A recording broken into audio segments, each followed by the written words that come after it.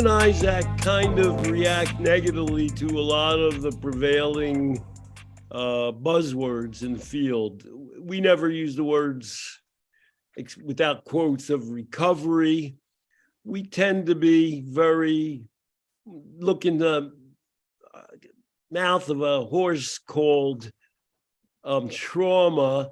But another term that just appears constantly now is the term stigma, as in some famous person that you think of as being happy and famous saying, oh, I have to overcome the stigma of talking about my mental illness. And, you know, and supposedly they're so prominent and famous, everybody learns that they can now release their stigma and talk about how mentally ill they are. Now I'm just turning 77, so this is all a strange language to me. I mean, I know a fair number of people, and none of the people that I speak with do we talk about our mental illnesses, our secret mental illnesses. You and I never have a discussion where we talk about obsessive compulsive disorder or bipolar disorder or ADHD or being on the autism spectrum. And so, you know, maybe people say, God, these guys are really screwed up. They don't realize how mentally ill they are. Right. And so I'm going to do something slightly daring and talk about my own mental health report card. And I'm going to do it in relationship to stigma. Now, I often say this, I don't regard myself, and nobody regards me, as a model of mental health. I have 5 criteria by which I decide that I'm okay. And I give myself a B+. First is physical health. I'm still alive and I'm mentally pretty well on top of things. Number 2 is that, I have a financially up till now viable way of existing in the earth and in the world. Number 3 is that I'm connected to people, more or less. Number 4 is that I have purpose, that I'm a motivated player in the world, that I like and care about doing something. And the 5th thing is I feel okay about myself in the universe. I don't sit around worrying that I don't belong here or that the earth is not a good place for me, despite all of the mishigas that's going on in the world. So, with that as background, I want to talk about how I first became aware that stigma is the number one thing that has to be overcome. And I'm going to talk about it in the person of a woman named Jennifer Jones, who you may or may not have heard about. She lived from 1990 to 2009. She was nominated for 5 Academy Awards, and she won in 1943 for Song of Bernadette. So, gosh, that's successful. But when you turn to her in Wikipedia, it says mental health activist. That's what she's sort of almost mainly known for now. So I'm just going to read a little bit about her. Jones suffered from mental health problems during her life and survived the 1967 suicide attempt in which she jumped from a cliff in Malibu Beach. After her daughter took her own life in 1976, Jones became profoundly interested in mental health education. In 1980, she founded the Jennifer Jones Simon Foundation for Mental Health and Education. She became married to an extremely wealthy man, not, one of the first kind of billionaires through techno innovation. And she declared in 1980, I cringe when I admit I'd been suicidal, had mental problems, but why should I, Jones said in 1980. Quote, I hope we can re-educate the world to see there's no more need to stigma in mental illness than there is for cancer. At the time, she revealed that she had been a patient of psychotherapy since age 24. So that happened in 1980. And I just want to throw in one more little fact about Jennifer Jones that people don't talk about, that I know about more than average. Her first husband was a man named Robert Walker. And I love Robert Walker because he starred in an Alfred Hitchcock movie called Strangers on a Train, in which he played kind of a crazy but very appealing murderer. Robert Walker, her first husband, she divorced him, died when he was 32, and this is how he died.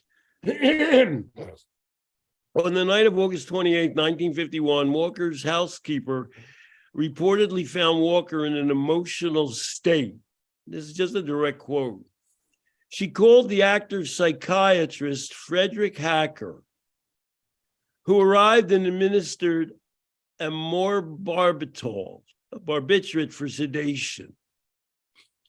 Walker had allegedly been drinking before the outburst, and the combination of amorbarbital and alcohol caused him to lose consciousness and stop breathing.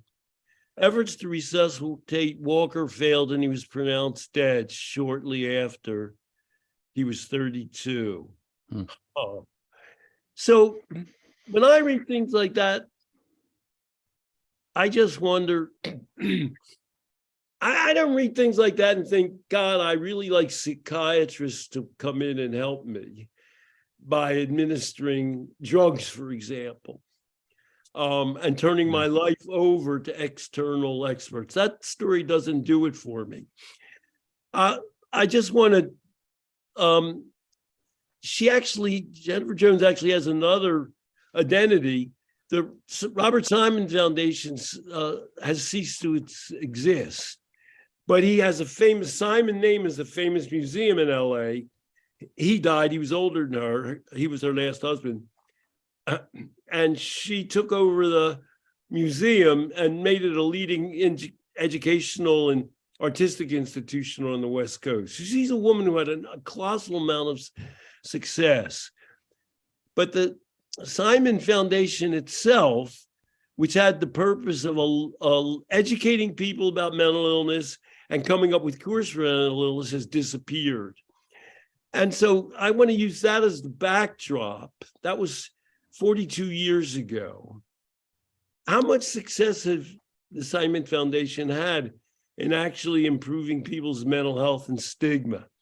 What I want to turn to now is we're in an era where if you search for celebrities and stigma of mental illness, there are an infinite number of articles. I mean, this is something that just appeared. More and more people around the world are sharing their own experiences with mental illness, including celebrities. Exclamation mark. Here are 10 people in the spotlight who are trying to break down the stigma of mental illness and keep the conversation going. Demi Lovato, Lady Gaga, Prince Harry, Prince William, heir to the throne, Ryan Reynolds, Meghan Markle, Bruce Springsteen, Angelina Jolie, Brad Pitt. But if you keep going, there are scores of articles like this, and they're all separate. U.S. Weekly, November 8th, 2022, Katy Perry, Selena Gomez, Kristen Bell, Shawn Menendez, Orlando Bloom. You can go back to 2016, the stigma of mental illness, how celebrities are helping. Leonardo DiCaprio, and he discusses his OCD and his bipolar. And as I said, I view life completely differently. I don't think about all the mental illnesses I'm saddled with, and I deal with often older people, but you're not older. And the people I deal with, we don't talk about our secret mental illnesses and how we need to get treatment for it or have gotten treatment for it. We can talk about problems. We can talk about lives and issues we have to deal with children and grandchildren and friends and work. So I just want to jump to another headline that just occurred. Mayor Adams, the mayor of New York is Eric Adams. I voted for him. Announces plans to provide care for individuals suffering from untreated severe mental illness around New York City. So after 42 years, at least, here's where we are in New York City. The number of people with severe and obvious mental illnesses has continued to rise. And the mayor has decided that they should be rounded up off the street and treated whether they want to be treated or not, which generally involves being involuntarily dispensed medication. And so I'm just sitting here pondering what has happened in the world since Jennifer Jones decided that she wanted to create a billionaire foundation to eliminate mental illness and to eliminate the stigma of addressing and recognizing mental illness. And what has happened is that foundation evaporated. And you might say, well, it was so damn successful. We've eliminated mental illness and stigma. Or you might say it evaporated because it's had no impact whatsoever and the world has continued to bogging down a hill. That's just to ponder. Do you have any opinion about why there's no more Jennifer Jones Brain Foundation, Zach? Do you think it's related that there are so many? I mean, you could go back as far as you want to the dawn of understanding or thinking about mental illness and find these articles about celebrities saying, I have tics too. I'm like neurotic also, and look at me, and I'm fine. And you should be open about it. Do you think that there's a connection between that and, ironically, the Eric Adams approach that says, yeah, admit you're mentally ill. By the way, I'm going to round you up and medicate you or have involuntarily place you in some treatment thing. You and I, for want of a better word, are kind of libertarians. We're not in favor of people getting rounded up and having things done to them for their mental health. We have the opposite approach. And the opposite approach is people coming to grips with things on their own, their lives improving enough that they can do that, and the world giving them enough of a break. And so I began this by talking about, well, I feel okay about myself as long as, I'm pretty healthy, as long as I have a place to live, as long as I have something constructive to do, as long as I'm connected. And so I have a totally different focus from the stigma approach. The stigma approach it's supposed to say one of the things that you just did. It's supposed to be saying, give people a break. It's supposed to be like, you have your problems, give yourself a break. But it's tantamount to saying, you have your problems, pathologize them. Rather than what you're saying, is my life basically good? You have these, I have these problems, you have these problems. My life isn't that good. And as I was saying, I grew up in a kind of lower middle class household. And I look at their lives and they're saying, oh, look how great we're supposed to be living our lives. But we can't even do it. Yeah. And I'm looking at it and saying, gosh, all I wanted to do in life was to have some kind of a mode of success of theirs. Right. Yeah. So let me talk about, I just said I'm not an A+ mental health person. Nobody thinks that I am. But let me talk about one strength I feel I have that I envy in myself. I feel, I'm really lucky that I have this. I write about it in my memoir, A Scientific Life on the Edge. I can sort of never be bored. I'm a person who can read something in the paper or watch something on television or hear about a news event or go out in the street and look and sit and look at people and entertain myself. I can just sit and think, oh, look what's going on. Look at those people. What are they like? What are they thinking? What does that say about the world? I wonder if I can rethink this into a new formulation. I can infinitely entertain myself. So I talked a little bit about presents I gave over the holidays. I gave out cases of beer to Archie and to a friend of mine named Larry. Larry just wrote me complaining he hasn't got a second case of beer. I have to look into it. And Archie repaid me with a present, a book about somebody called Ernst Lubitsch. And I know a lot about Ernst Lubitsch, and I've seen a number of movies. I've seen a lot of his key movies. He's an Eastern European Jew who came to the United States. He got out before Hitler.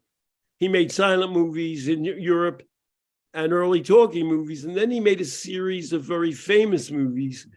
And it's called, he's called the Ernst Lubitsch Touch, because he sort of fabricated an artificial world that sort of doesn't exist.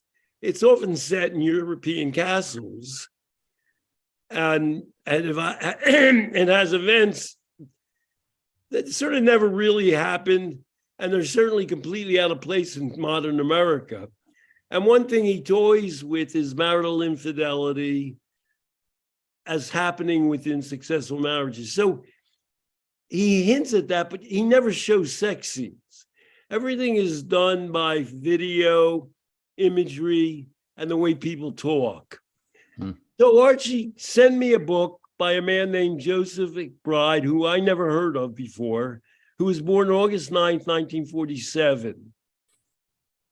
And when I said, boy, I love this book, I read, because he analyzes the films. He talks about Ernst Lubitsch's background and personality. He talks about the techniques he uses to convey his ideas. He talks about how radical and daring these ideas were and how they would be censored if he laid them out in the open. And sometimes, I don't put a marker in the book. I'll just turn to page 337 because I sort of remember, well, I'm somewhere in the 300s, and I'll find out that I'm 50 pages behind where I had actually gotten to, but I just read it again. And I'm in total enjoyment of it. What kind of mental illness is that? Well, you shouldn't be afraid to explore it. So Archie responded to that by sending me the Wikipedia entry for McBride, Joseph McBride, who's 1 year younger than me. And it says, McBride has published more than 20 books since 1968, including biographies of film directors Steven Spielberg, Frank Capra, Orson Welles, John Ford, and McBride's interview book with director Howard Hawks. So he's a professor of film at San Francisco State. So when I read that, I mean, I'm not envious, I hope, of anybody. I say, thank God somebody who does such brilliant work, who I love so much, is so damn famous. Beyond that, McBride's screenwriting credits include the movies Rock and Roll High School and Blood and Guts and 5 American Institute Life Achievement Awards specials on CBS, dealing with Fred Astaire, Frank Capra, Lillian Gish, John Huston, and James Stewart. He also is the co-writer of the United States Information Agency Worldwide Live TV special, Let Poland Be a Poland. So he's not only writing these books, he's doing a certain amount of media and writing films. And he actually, this really blew my mind, he plays a film critic, Mr. Pister, in the Orson Welles feature, The Other Side of the Wind. And Orson Welles died, he worked to complete that film. So he actually knows these people and appears in their films. So I read all that and I said, wow, what an unbelievable person. And then I read this line in his Wikipedia entry.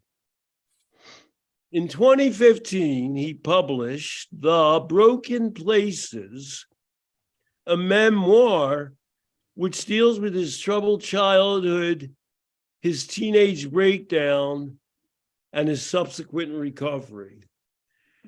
And I go, so this guy who's led what strikes me as an ideal life at the age of 70 revealed, well, I haven't read the book.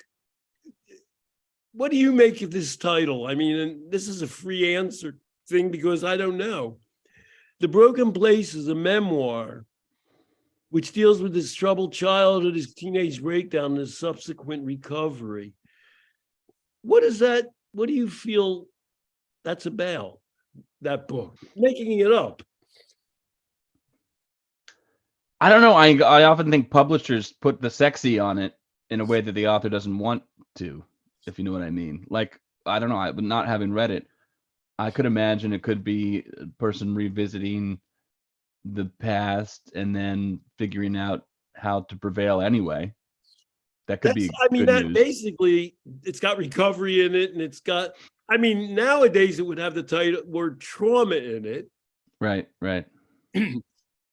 But it's obviously not, and he had a breakdown, but he didn't have a breakdown lately.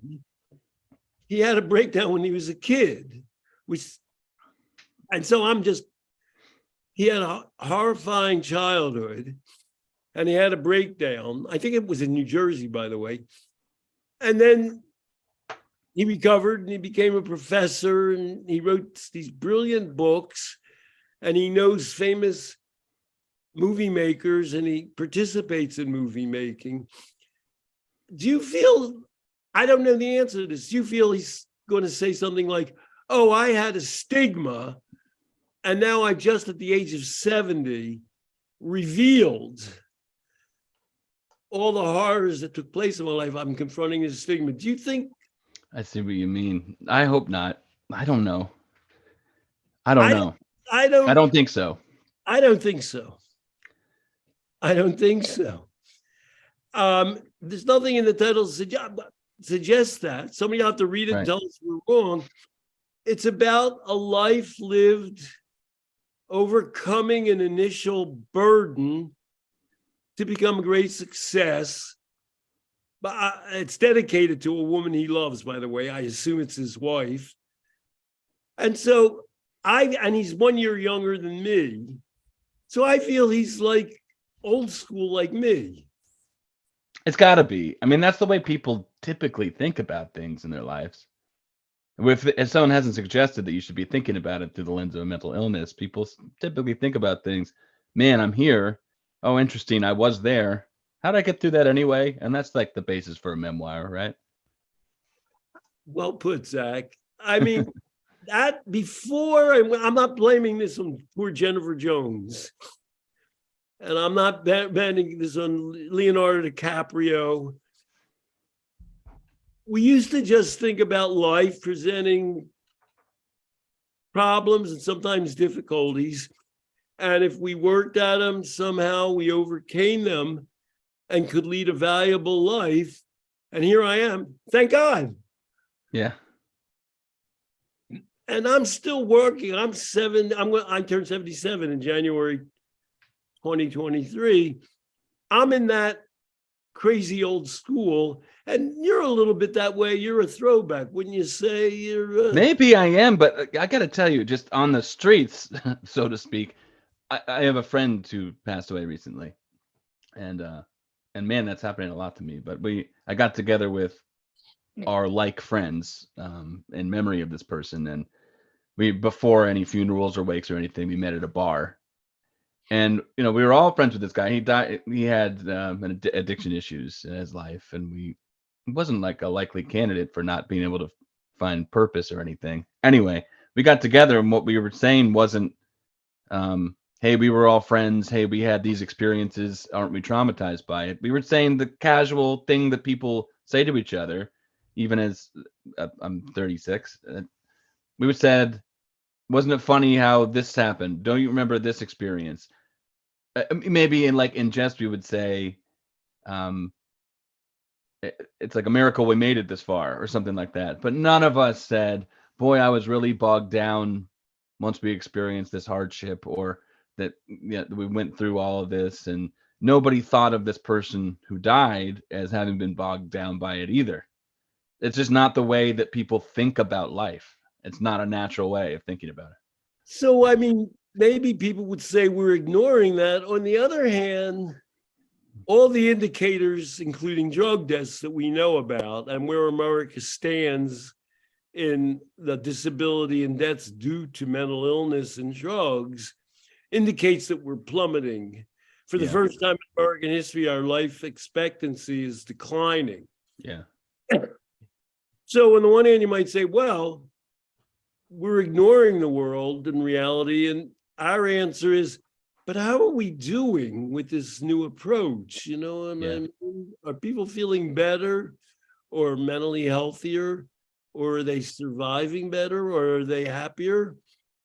What is the sales ticket for us to buy into the revelation of trauma and beating down stigma, as opposed to just living our lives as best we can and remembering all of those events and trying to emerge as whole as we can and helping other people do the same? Yeah. It's a whole new worldview. And as I said, I mean, I guess the best thing I could say about myself is, well, I'm a survivor. I'm carrying on. And the other thing I brag about is that I have 3 children who are all capable of carrying on, leading lives successfully, being productive. And I make this horrible joke.